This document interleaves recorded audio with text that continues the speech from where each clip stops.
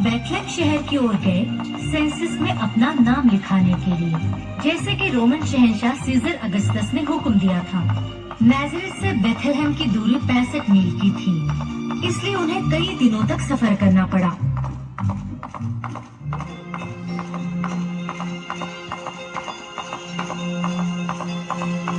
Joseph और Mary Bethlehem पहुंच गए। मैरी, लौटने तक तुम यहीं ठहरो, चाहो तो थोड़ा आराम कर लो। मैं आज रात यहाँ ठहरने का बंदोबस्त करता हूँ। जोसेफ रहने के लिए जगह ढूंढ रहा था, लेकिन सारी जगह पहले से ही भरी हुई थी। क्या तुम्हें कोई जगह मिली?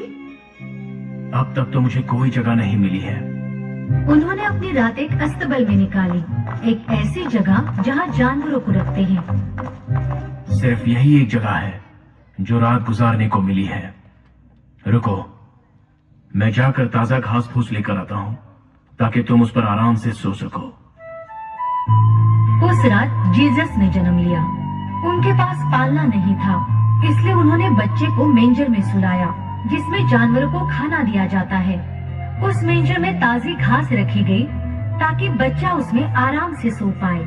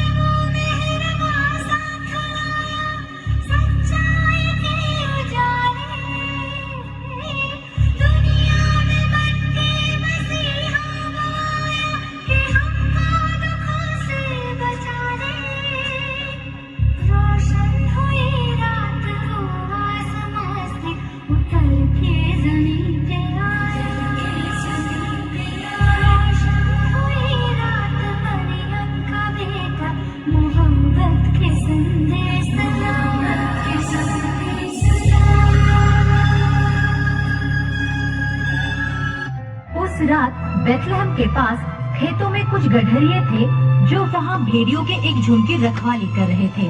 एक फरिश्ता उनके सामने आया।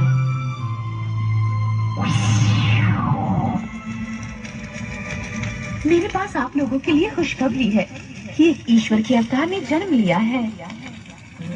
क्या? एक अवतार? क्या हम उसे देख सकते हैं?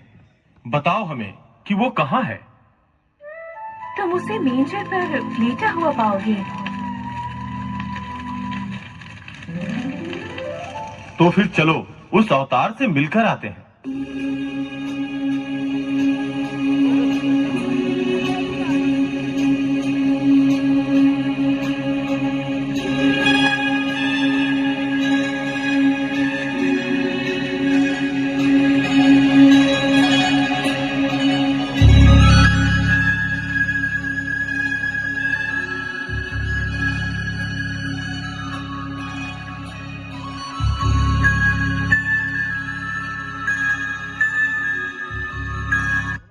गडरिये जल्दी से बेथलेहम पहुंचे और उन्होंने जीसस को मेंजर में पाया, जैसा कि फरिश्ते ने उनसे कहा था।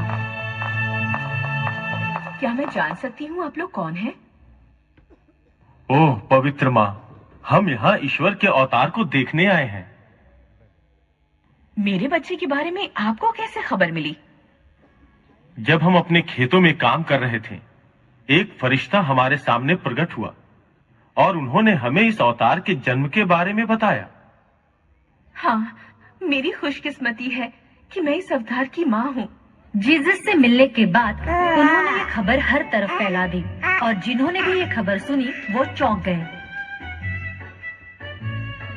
कुछ वक्त बीतने के बाद पूर्वी देश के 3 सज्जन आदमियों को आसमान में एक तारा दिखा। ए, तुमने देखा वो तारा जो सबसे ज्यादा जगमगा रहा है? ये तो दिखने में बहुत ही अलग लग रहा है। मुझे ऐसा लगता है कि वो हमें शायद कोई संदेश देना चाह रहा है। उन तीनों ने तारे का पीछा जारी रखा। वो तारा सीधा अस्तबल के ऊपर पहुंच गया और गायब हो गया। वो 3 सज्जन अस्तबल के अंदर चले गए। ये हमारे नए राजा हैं। उन्होंने बच्चे के आगे सर झुकाया